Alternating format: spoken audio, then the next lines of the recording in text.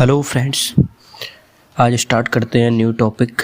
मेरे पास एनसीईआरटी की बुक है जो वो है भारतीय इतिहास के कुछ विषय भाग 1। तो इसका जो पहला विषय एक है ईंट मनके तथा अस्थियाँ, पब्लिक में बोल सकते हैं हड़प्पा सभ्यता। तो इसको शुरू करते हैं आज। तो जब इसका हम पहला पेज खोलते हैं तो उसमें आता है हड़प्पाई मोहर संभवतः हड़प्पा तथा सिंधु घाटी सभ्यता की सबसे विशिष्ट पुरावस्तु थी। ठीक है। और अच्छा, एक चीज़ और है, जब अभी हम मोहर लिपि और बाट पढ़ेंगे तो उसमें हम ये पूरा और डीपली डिस्कस करेंगे। अभी तो ओवरव्यू ले लेते हैं पूरा चैप्टर्स का। ठीक है। तो जो मोहर थी ये हड़प्पाई मोहर सेल खड़ी नामक पत्थर की बनी थी। सेल खड़ी को अगर हम इंग्लिश में बोले तो इसको सॉप स्टोन बोलते हैं। और ये बहुत ही मृदु पत्थर होता है। इसका उपयोग बहुत सारी चीज़ों में किया जाता है, जैसे क्रीम बनाने में भी इसका उपयोग होता है, पाउडर है, उर्वरक है, खाद बीज है, कागज, सीमेंट वगैरह, इन सब में सेलखड़ी नामक पत्थर का उपयोग होता है। और देखो, इसको हम रतन भी बोलते हैं। जो पत्थर ज़्यादा कीमती होते हैं, नायाब होते हैं, उनको हम क्या बोलते हैं? रतन। इसलिए सुंदरता की वजह से बहुत महंगे भी होते हैं। तो ये बहुत महंगा पत्थर होता है। और अगर आज की डेट में मैं अगर हम अभी का डिस्कस करें तो ये आपको देहरादून है, टेहरी है, पौड़ी गढ़वाल, उत्तराखंड की ये ज़िले हैं, तो वहाँ पे आपको ये मिल जाता है। आसानी से तो नहीं, हाँ, लेकिन मिल जाता है। ठीक है। चलिए अब आगे बढ़ते हैं। मोहरों पर समान रूप से जानवरों के चित्र तथा एक ऐसी लिपि के चिन्ह उत्कीर्ण है जिन्हें अभी तक पढ़ा नहीं जा सका है। ठीक है। कुछ चीज़ें तो पता चली हैं कि एक सिंग वाला वो है। अब ये सिंग वाला जानवर भी अभी पता नहीं चला एक सिंगा कौन था। लोगों का मानना है, कुछ इतिहासकार कहते हैं कि ये घोड़ा है, कुछ का कहना है कि ये बकरा है जिसका सींग ऊपर उठा हुआ है। ठीक है। कुछ का कहना है कि ये घोड़ा है पर इसका सींग अब विलुप्त हो चुका है। हमारी सभ्यताएं संस्कृति बदली तो उसी के कारण इसका जो सींग है वो विलुप्त हो चुका है। पर अभी तक इसको समझा नहीं जा सका है कि ये कौन सा जानवर है। चलिए अब हम आगे बढ़ते हैं। आप भी सर्च करना गूगल पे, थोड़ा सा पता चलेगा। चलिए आगे बढ़ते हैं। फिर भी हमें उस क्षेत्र के उस समय जो बसे लोगों के जीवन में उनके द्वारा पीछे छोड़ी गई बहुत सारी वस्तुएं हैं, जैसे आवास हैं, उनके मृत भांड हैं, आभूषण हैं, औजार हैं, और इनके माध्यम से भी पुरातत्व विभाग को बहुत सारे साक्ष्य मिले हैं। ठीक है। तो अब हम आगे बढ़ते हैं। अब हम आते हैं इसमें पारिभाषिक शब्द, स्थान तथा काल। अपने बुक का ये देखिए पैराग्राफ, पारिभाषिक शब्द, स्थान व काल। सिंधु घाटी सभ्यता को हड़प्पा संस्कृति भी कहा जाता है। अच्छा, एक चीज़ बताएं, हम इसको सिंधु घाटी सभ्यता क्यों बोलते हैं? पहली चीज़ तो सिंधु नदी में इसका उद्भव हुआ था, सिंधु नदी के पास इसका उद्भव हुआ था, इस कारण इसको सिंधु घाटी बोल देते हैं। ठीक है। क्योंकि सिंधु नदी के ऑब्वियस सी बात है, नदी के बगल में हम घाट बोल देते हैं, जैसे गंगा घाट है, यमुना घाट है।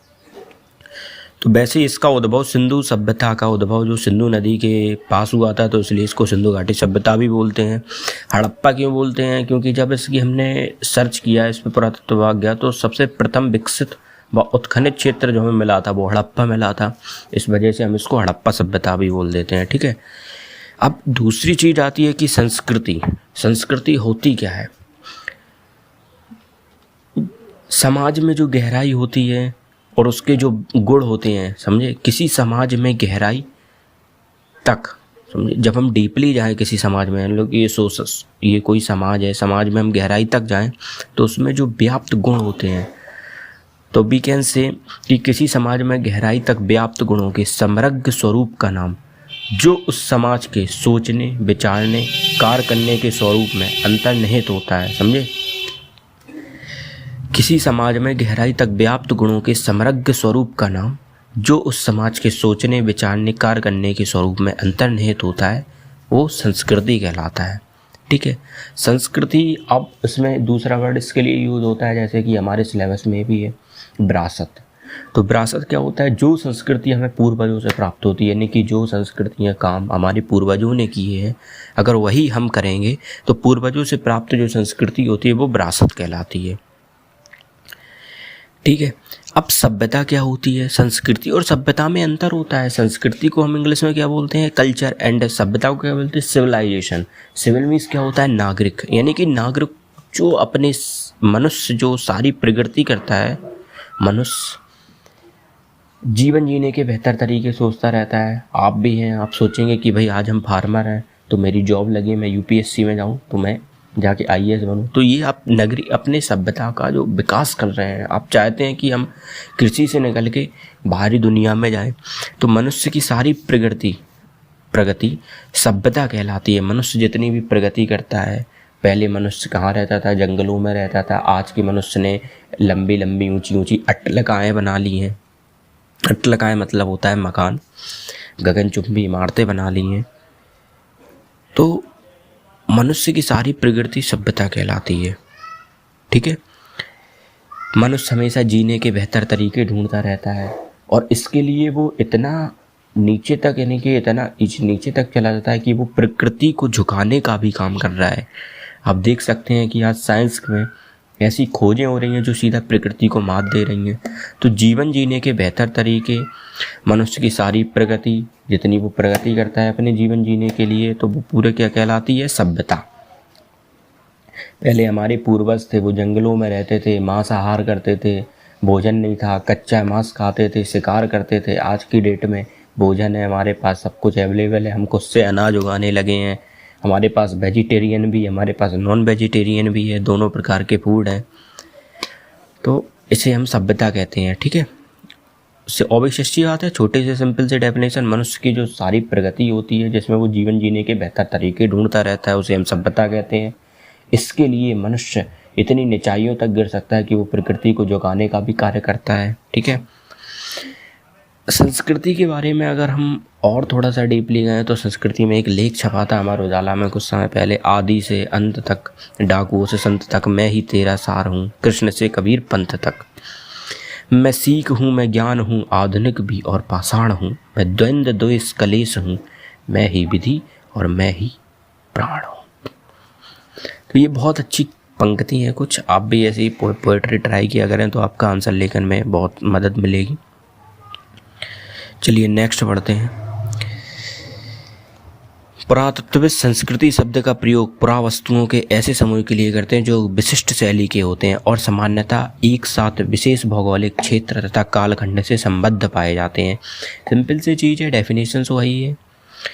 संस्कृति के बारे में थोड़ा सा बताया उन्होंने। हड़प्पा सभ्यता के संदर्भ में इन विशिष्ट पुरावस्तुओं में मोहरे, मनके, वाट, पत्थर के फलक और पक्की हुई ईंटें सम्मिलित हैं, ठीक है। सबसे पहले हम बताएंगे कि ये वस्तु मिली कहाँ से। जैसे कि ये वस्तुएं कुछ अफगानिस्तान में भी मिली हैं, कुछ जम्मू में, कुछ बलूचिस्तान में और कुछ गुजरात जैसे क्षेत्रों में मिली हैं। मतलब जो स्थान है एक दूसरे से बहुत लंबी लंबी दूरियों पर स्थित थे, समझे। अगर हम आपको ये अगर मान के चलें, आप अपने बुक में ज़रा जो मानचित्र 1 है उसे खोल के रखना। अब आप देख सकते हैं, ये देखिए गुजरात कहाँ पड़ रहा है? साबरमती, लोथल, रंगपुर। और हम यहीं मोहनजोदड़ो देखें तो ये देखिए मोहनजोदड़ो कहाँ है, सुतकांगडेर कहाँ है, ये देखिए झीलम चिनाब, ये पूरा पाकिस्तानी एरिया आ चुका है। और राखीगढ़ी कालीबंगन देखिए कहाँ है, और ये धौलावीरा, ये पूरा गुजरात से लेके आप ऊपर जाइए, वहाँ से आप पाकिस्तान जाइए, पाकिस्तान से अफगानिस्तान जाइए, तो ये पूरा क्षेत्र है जो पूरा फैला हुआ था। अब सिंधु घाटी सभ्यता का जो मेन उद्भव केंद्र था, अगर मोहनजोदड़ो की हम बात करें, जिसमें नगरीकरण था वो ऊंचाइयों पे था, तो मोहनजोदड़ो देख सकते हैं आप कहाँ पड़ता है। ये सिंध नदी आ रही है, ठीक है, सिंध नदी के घाट पे ही पड़ता है मोहनजोदड़ो, ठीक। कुल देखो पहले क्या हुआ करता था, पहले लोग सभ्यताएं कहाँ बनाते थे। आप देख सकते हैं इस मैप में पूरा कि पहले लोग सभ्यताएं केवल नदियों के किनारे बनाया करते थे। जहाँ नदियाँ थीं वहीं पे सभ्यता का विकास हुआ। हड़प्पा सभ्यता का विकास देख सकते हैं, ये रावी नदी जा रही है, रावी के जस्ट नज़दीक हुआ है, ठीक है। मांडा देख सकते हैं, ये चेनाब नदी आई है, ठीक है। यहाँ पे आप राखीगढ़ी देखिए, राखीगढ़ी है जो, उसमें भी नदी है। राखीगढ़ी में भी ये सभ्यता है वो भी नदी के किनारे विकसित हुई है।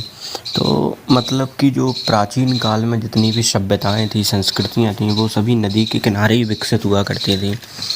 क्योंकि क्या रहता है कि अपन लोग जब अपना जीवन यापन करने के लिए जगहें ढूंढते हैं तो उसमें हमें सारे संसाधन चाहिए। आज की तरह बोरवेल नहीं हुआ करते थे कि कहीं भी बोरवेल करवा दिया पानी निकलने लगा, तो वो लोग नदी किनारे सभ्यताएं रखते थे, वहीं पे खेती करते थे। वहीं पे उनका जीवन यापन रहता था। पीने के पूरे संसाधन मिल जाते थे, संपूर्ण संसाधनों की कमी नहीं थी। पानी था, नदियाँ थीं, सिंचाई भी हो जाती थी। इसीलिए वो लोग सिंचित जगहें ज़्यादा ढूंढते थे और इसी कारण नदियों के किनारे सभ्यताओं का विकास हुआ है। चलिए अब आगे बढ़ते हैं। अच्छा, ये जो कॉलम में दे रखा है BC और बिफोर क्राइस्ट, ये आप पढ़ लीजिएगा, ये भी थोड़ा सा इम्पोर्टेंट है। ठीक, अब हम हड़प्पा सभ्यता का आरंभ करते हैं। ठीक है, हड़प्पा से पहले भी बहुत सारी संस्कृतियां थीं जो अस्तित्व में आई हैं, परंतु ये जो संस्कृतियां हैं इनमें कई प्रकार की शैली मिली हैं, जैसे मृदभांड शैली है, तथा इनके संदर्भ में हमें कृषि भी मिला। इनकी कृषि भी थी हड़प्पा में, पशुपालन भी था, कुछ शिल्पकारी भी हुआ करती थी, यानी कि मूर्तियाँ आपने देखी हैं, बहुत सारी मूर्तियाँ हैं। और बस्तियाँ क्या कहते थे, आमतौर पर छोटी छोटी हुआ करती थी। ठीक है, बस्तियाँ कहते थी छोटी छोटी, इनमें बड़े आकार की संरचनाएं लगभग ना के बराबर थी। कुछ स्थलों पर बड़े पैमानों पर इलाकों में जलाए जाने के संकेतों से तथा कुछ अन्य स्थलों के त्याग दिए जाने से ऐसा प्रतीत होता है कि आरंभिक हड़प्पा तथा हड़प्पा सभ्यता के बीच क्रम भंग था। ये तो आरंभ हुआ था। चलिए अब हम आपको बताएं ज़रा, ये साइड में जो कॉलम दे रखा है आरंभिक तथा विकसित हड़प्पा संस्कृतियाँ, तो सिंध और चोलिस्तान यानी कि थार रेगिस्तान से जो लगा हुआ पाकिस्तान का पाकिस्तान का रेगिस्तानी क्षेत्र है, चोलिस्तान में बस्तियों की संख्या के संबंध में ये आंकड़े देखिए ज़रा। बस्तियों की कुल संख्या अगर आप देख सकते हैं 106 सिंध में, ठीक, चोलिस्तान में 239 थी। आरंभिक हड़प्पा स्थल क्या थे, 52। विकसित हड़प्पा स्थल 65। तो इनको पढ़ना और इनको गूगल करना, गूगल से आपको सब कुछ क्लियर हो जाएगा। अब आते हैं इनके निर्वाह के तरीके। ऑब्वियसली बात है, निर्वाह क्या था उनका, मेनली हड़प्पा स्थलों से हमें जानवरों की हड्डियां मिली हैं, जिनमें मवेशी थे, भेड़ बकरियां, भैंस तथा सूअर की हड्डियां भी शामिल हैं। ठीक है, और हमें अनाज के दाने भी मिले हैं और खेती के साक्ष्य भी मिले। हड़प्पा सभ्यता के निवासी पेड़ पौधों से भी अपना भोजन, और जानवरों में मछलियाँ भी थीं, मछलियों से भी अपना भोजन करते थे, और अनाज के दाने, बीजों की खोज से पुरातत्वविद आहार संबंधी निर्वाह के तरीके। विकसित हड़प्पा संस्कृति कुछ ऐसे स्थानों पर पनपी है जहाँ पहले ही आरंभिक हड़प्पियाँ संस्कृतियाँ अस्तित्व में थीं। इन संस्कृतियों में क्या था, कई तत्व जिनमें निर्वाह के तरीके शामिल समान थे। हड़प्पा सभ्यता के निवासी कई प्रकार के पेड़ पौधों से प्राप्त उत्पाद, जानवर, मछलियाँ आदियों से अपना भोजन ग्रहण करते थे। कुछ कहीं पर अनाज भी मिले हैं। अनाजों में क्या था, अनाज के दानों में गेहूँ थे, जौ थे, तिल, सफ़ेद चना, ये सारी चीज़ें शामिल थी। बाजार के दानों में गुजरात के जो बाजरे के दाने गुजरात के स्थलों से प्राप्त हुए थे। चावल के दाने कुछ कम जगह पाए गए हैं, मिले तो हैं। तो इसका मतलब ये जो चीज़ है ये इम्पोर्टेंट है, जो कभी कभी पूछ लिया जाता है कि अनाज में क्या क्या था, तो गेहूँ थे, जौ थे, दाल थे, सफ़ेद चना थे, तिल थे, बाजरे भी थे, चावल भी थे। ठीक है, और जानवरों के साक्ष्यों की बात करें तो जानवरों की हड्डियों में मवेशी हैं, भेड़, बकरी, भैंस है, सूअर आदि की हड्डियाँ मिली हैं। कुछ पुरातत्वविद मानते हैं कि ये सभी पालतू जानवर थे। वो भी अच्छी बात है, पालतू होंगे क्योंकि मवेशी है। मवेशियों का गाय भैंस किसके लिए रखते थे, वो दूध के लिए, ये सब चीज़ों के लिए, घी के लिए। जंगली प्रजातियों जैसे बरहा, सुअर, हिरण, घड़ियाल की भी हड्डियाँ मिली हैं, और मछली तथा पक्षियों की भी, बहुत सारे पक्षियों की भी हड्डियाँ मिली हैं। और क्या था कि हड़प्पा निवासी स्वयं इन जानवरों का शिकार करते थे। इसका भी कुछ हम क्लियर नहीं कर पाए कि वो खुद से शिकार करते थे या किसी आखेटक समुदाय था उससे अपना मांस प्राप्त करते थे। इसका भी कोई क्लियर साक्ष्य तो नहीं मिला है। कृषि प्रौद्योगिकी पर देखिए क्या था, अनाज के दानों से कृषि के संकेत तो हमें पहले से ही मिल गए थे, क्योंकि गेहूँ, जौ, दाल, सफ़ेद चने, इसके इन सभी के साक्ष्य मिले तो पता चल चुका था कि ये लोग कृषि करते थे। पर वास्तविक कृषि विधियों के विषय में अभी हमें जानकारी मिलना कठिन है कि क्या जब वो खेती करते थे, क्या जुते हुए खेतों में बीज का छिड़काव किया जाता था, यानी कि पहले जोतते थे फिर उसके बाद ऐसे छिड़काव करते थे, या सीधा ही हो जाता था। मोहरों पर जो उनके रेखांकन तथा मृण मूर्तियां हैं, तो वो तो यही इंगित करती हैं कि वृषभ के विषय में जानकारी थी। इस आधार पर पुरातत्वविद यह मानते हैं कि खेत जोतने के लिए बैलों का प्रयोग होता था। समझे, क्योंकि अगर उनके पास बैल थे तो शायद हो सकता है वो बैलों से खेती करते हों, बैलों से खेतों को जोतते हों, और साथ ही उपकरण बनाने में तो निपुण थे ही। साथ ही चोलिस्तान के कई स्थलों और बनावली हरियाणा से मिट्टी से बने हल के प्रतिरूप भी मिले हैं, यानी कि लोगों ने मिट्टी से हल बनाए और बैल के भी साक्ष्य मिले हैं, तो वो जोत के ही खेती करते होंगे।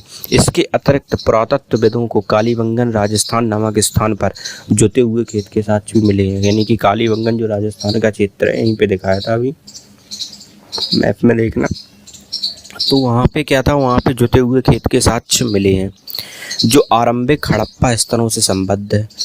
इस खेत में हल रेखाओं के दो समूह एक दूसरे को समकोण काटते हुए विद्यमान थे। अगर जो खेती बाड़ी से संबंधित होंगे कुछ लोग तो उनको पता होगा कि जो जुताई होती है वो समकोण के रूप में होती है, तो वो समकोण पर काटते हुए विद्यमान थे। उसकी इमेज मैं अभी डालता हूँ, तो इमेज में आप देखिए जो दर्शाते हैं कि एक साथ दो अलग अलग फसलें उगाई जाती थी। कभी यहाँ पे अनाज कर लिया, उस तरफ चावल कर लिए, तो इस हिसाब से फसलें की जाती थी। पुरातत्वविदों ने फसलों की कटाई के लिए प्रयुक्त औजारों को पहचानने का भी प्रयास किया है।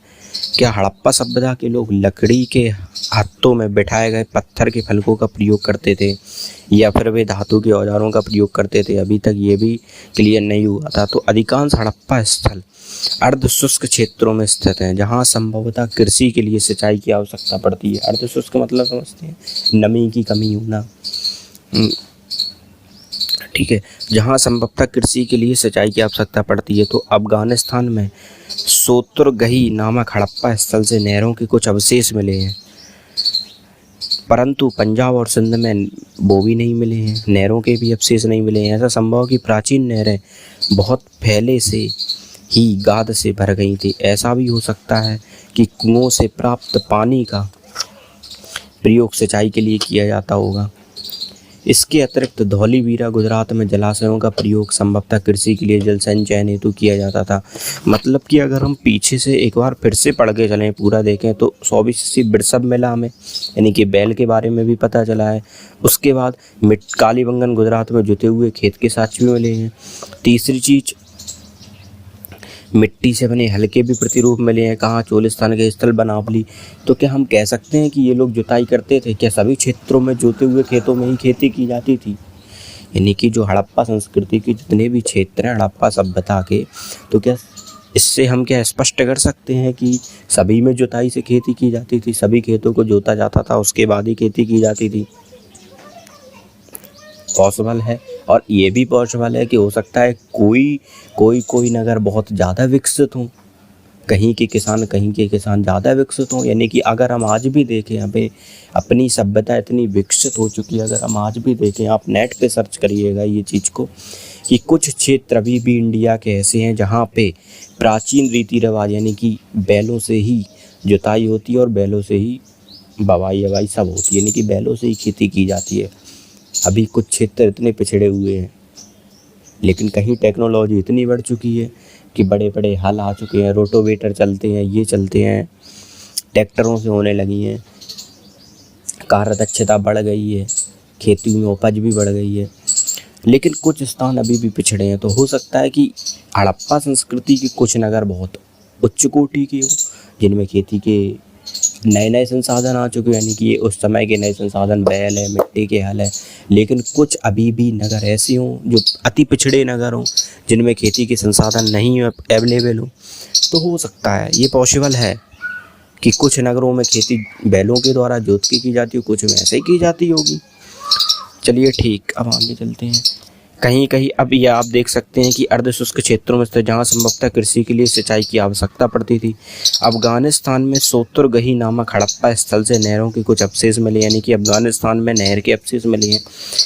इसका मतलब यहाँ पे सिंचाई की आवश्यकता पड़ती थी, परंतु पंजाब और सिंध में ऐसा नहीं है। हो सकता है वहाँ पे वो ज़्यादा नमी वाले क्षेत्रों। मतलब कि पॉसिबल है। अब ये चीज़ें धीरे धीरे आगे जैसे ही पढ़ेंगे तो अपन क्लियर होती जाएंगी। धौलावीरा गुजरात में मिले जलाशयों का प्रयोग संभवतः कृषि के लिए जल संचयन हेतु किया जाता था, यानी कि वो कुओं को भर लेते थे, उसके बाद जब कृषि में ज़रूरत पड़ती थी तो उस हिसाब से जल को निकालते रहते। अच्छा, अभी एक मेन टॉपिक आता है कि पुरावस्तुएं जो होती हैं उनकी पहचान कैसे की जाती है। तो देखो, भोजन तैयार करने की प्रक्रिया में अनाज पीसने के यंत्र तथा उन्हें आपस में मिलाने, मिश्रण करने, पकाने के लिए बर्तनों की आवश्यकता थी। इन सभी को पत्थर, धातु तथा मिट्टी से बनाया जाता था। यहाँ एक महत्वपूर्ण हड़प्पा स्थल मोहनजोदड़ो में जब हम उत्खनन हुआ तो सबसे पहले आरंभिक रिपोर्टों में से एक के कुछ उदाहरण दिए जा रहे हैं। मतलब कि जब हमने उत्खनन किया तो उसका रिपोर्ट देखते हैं ज़रा। अवतल चक्कियाँ, जब खुदाई की गई तो अवतल चक्कियाँ में बहुत मात्रा में मिली। और अगर एक चीज़ बताओ, कोई चीज़ हमें बहुत ज़्यादा मात्रा में अवेलेबल हो, यानी कि अगर आज की, ठीक है, दूसरा छोटा पत्थर था वो आगे पीछे चलाया जाता था जिससे निचला पत्थर क्या हो जाए, खोखला हो गया था। ठीक है। दूसरी वे थी जिनका प्रयोग संभवतः केवल सालन या तरी बनाने के लिए, जड़ी बूटियों तथा मसालों को कूटने के लिए किया जाता था। इन दूसरे प्रकार के पत्थरों को हमारे श्रमिकों द्वारा सालन पत्थर का नाम दिया गया तथा हमारे बावर्ची ने एक यही पत्थर रसोई में प्रयोग के लिए संग्रहालय से उधार मांगा है। अर्नेस्ट मैके थे। ठीक है। फर्दर एग्जीबिशन एट मोहनजोदड़ो 1937 से ये लेख लिया गया है। ठीक है, 1937। और मैके को भी हम आगे पढ़ेंगे।